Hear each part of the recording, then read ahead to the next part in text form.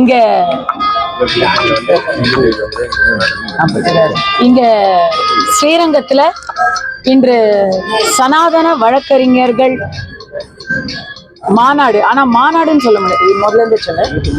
இன்றைக்கு ஸ்ரீரங்கத்துல சனாதன வழக்கறிஞர்கள் அமைப்பு அவங்களுடைய முதன்மை நிர்வாகிகளுடைய கூட்டம் நடைபெற்றது. அதுல சனாதனி என்ற முறையிலும் சரி, சட்டம் படித்தவள் என்ற முறையிலும் சரி நானும் பங்கு பெற்றேன். இத நம்முடைய இந்து மக்கள் கட்சி அர்ஜுன் சம்பத் அவர்களும் குருமூர்த்தி அவர்களும் தான் வந்து ஆர்கனைஸ் பண்ணியிருக்காங்க. அர்ஜுன் சம்பத் அவர்களும் குருமூர்த்தி அவர்களும் இதுக்கு முன்னாடி ஒரு கூட்டத்தை ஆர்கனைஸ் பண்ணாங்க. ஒரு கூட்டத்தை ஆர்கனைஸ் பண்ணாங்க. அது நவம்பர் 3ஆம் தேதி. அன்னைக்கு நவம்பர் 3ஆம் தேதி நிறைய விஷயங்களை நாங்கள் பேசினோம். ஆனால் அதில் கஸ்தூரி பேசாத ஒரு விஷயம்தான் மிகப்பெரிய செய்தி ஆயிடுச்சு. அதனால இன்னைக்கு மறுபடி அந்த விஷயங்களை ஆக்கப்பூர்வமாகவும் சட்ட ரீதியாகவும் எப்படி அணுகுவது அப்படிங்கிற விஷயங்களை இன்னைக்கு நாங்க வந்து விவாதிச்சிருக்கோம். பொய் வழக்கு போட்டு பிராமணர்கள் ஏதாவது எதிர்த்து குரல் கொடுத்தாலே உடனே அவங்கள வந்து பொய் வழக்கு போடுவது, அவர்களுக்கு எதிரான பிரச்சாரத்தை முடுக்கி விடுவது, இன்னும் சொல்ல போனா சில பிராமணர்கள் என்று சொல்லிக் கொள்ளக்கூடிய இன துரோகிகளை அவர்கள் பக்கம் இழுத்து அவர்களை வைத்து பிரச்சாரத்தை முடுக்கி விடுவது, இப்படிப்பட்ட வேலைகளை எல்லாம் எப்படி எதிர்கொள்வது அப்படிங்கிறத சட்ட ரீதியா விவாதித்துக் கொண்டிருக்கிறார்கள். விவாதம் நடைபெற்றுக் கொண்டிருக்கிறது. விஜய் வந்து பேசியிருக்காரு, 26 தேர்தலில் திமுக 200 தொகுதி ஜெயிக்காது, மைனஸ்ல போகும். அதெல்லாம் நடந்தா நான் விஜய் வாயில சக்கரை போடுறேங்க. இதுக்கே வந்து அவருக்கு ஆதரவு கொடுக்கலாமே. திருமாவளவன் கூட்டணி விட்டு வெளியே வருவாரா பேசுறாங்க. என்ன கேளுங்க. அதாவது திருமாவளவன் வந்து கூட்டணி விட்டு வெளியே வருவார், ஒரு நிர்பந்தத்தின் காரணமா தான் இந்த நேற்றைய நிகழ்ச்சியில் அவர் கலந்துக்கல அப்படின்னு சொல்லி விஜய் பேசியிருக்காரு. எனக்கு திருமா அவர்கள் கூட்டணியை விட்டு வெளியே வருவாரான்னு தெரியல. ஏன்னு கேட்டா அவரே வந்து இன்னைக்கு ஒரு திமுக கூட்டணி எம்பியா இருக்கிறாரு. அதனால அவர்களுக்கு ரொம்ப நாள் ஹிஸ்டரி, ரொம்ப நாளா வாக்கப்பட்டு திமுக கூட்டணியிலேயே இருக்கிறாங்க. விசிகே அவங்க வெளியே வருவாங்களான்னு தெரியல. ஆனா ஆதவ அர்ஜுனா இருக்கணும், இல்லைன்னா திருமா இருக்கணும். விசிகேல 2 பேரும் இருக்க மாட்டாங்கிறது மட்டும் நல்லா தெரியும். இப்ப உதயநிதி வந்து தரக்குறைவா விமர்சனம் பண்ணியிருக்காரு. ஆதவ அர்ஜுனாவையே அநாகரிக வார்த்தையில பேசியிருக்காரு. என்னன்னு எதுங்க? இல்ல, உதயநிதி அவர்கள் ஆதவ அர்ஜுனாவை தரக்குறைவா விமர்சிச்சிருக்காரு. அது விஜய பத்தி சொல்லியிருக்காரு. ஆமா, அவர் சினிமா செய்திகளை பாக்குறது இல்லைன்னு அவர் தன்னுடைய ரெட் ஜெயண்ட்டை பத்தி சொல்றாரோ அப்படின்னு நான்லாம் நினைச்சிட்டேன். உதயநிதி அவர்களுக்கு தரைக்குறைவா பேசுறதுங்கிறது ஒன்றும் புதுசு இல்லையே. அவர் இன்னைக்கு விஜய் சொல்லியிருக்காரு, ஆதவ அர்ஜுனாவை சொல்லியிருக்காரு.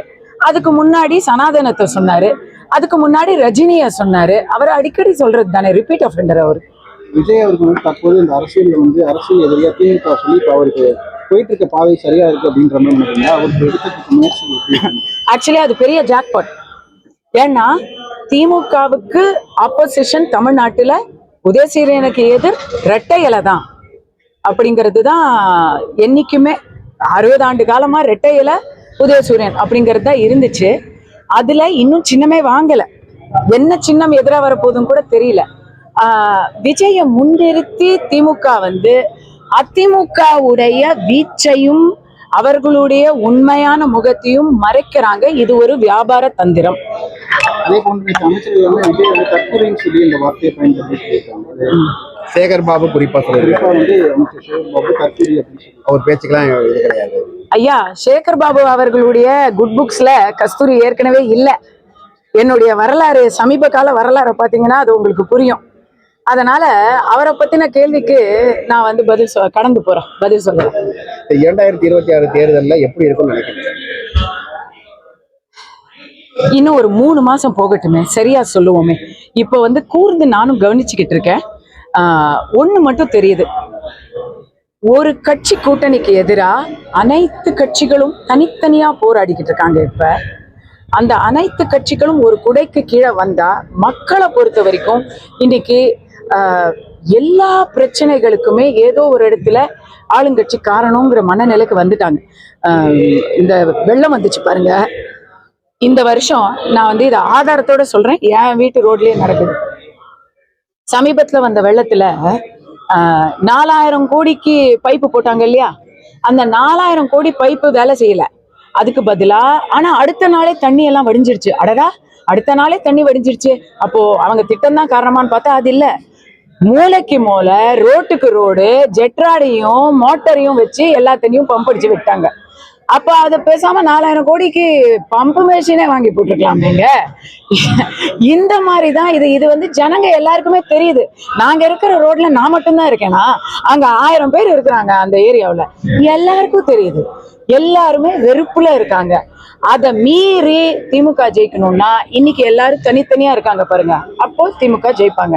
அதனால அவங்க விஜயை கொஞ்சம் அப்படி உசுப்பேத்தி விடுறது, இபிஎஸ் உசுப்பேத்தி விடுறது, அண்ணாமலை அவர்களை உசுப்பேத்தி விடுறது, இப்படி அப்படி பண்ணி டிவைட் அண்ட் ரூல் பண்ணிக்கிட்டு இருக்காங்க.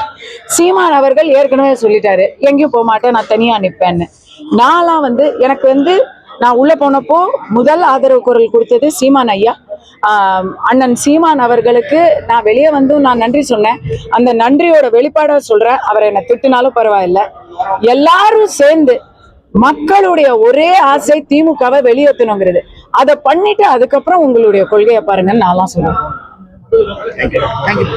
துல்லியமாக தினசரி நடப்பு நிகழ்வுகளையும் கல்வி, விளையாட்டு, அரசியல், வாழ்க்கை முறை, மருத்துவம், தொழில்துறை, சினிமா, பொழுதுபோக்கு போன்ற பல்வேறு நிகழ்ச்சிகளையும் உடனுக்குடன் காண கேப்டன் டிவி மற்றும் கேப்டன் நியூஸ் சமூக வலைத்தள பக்கங்களோடு இணைந்திருங்கள். உங்கள் வணிகத்தை கேப்டன் டிவி மற்றும் கேப்டன் நியூஸில் விளம்பரத்தின் மூலம் மேம்படுத்த விருப்பமா? உடனே கீழே கொடுக்கப்படும் எண்ணிற்கு தொடர்பு கொள்ளுங்கள்.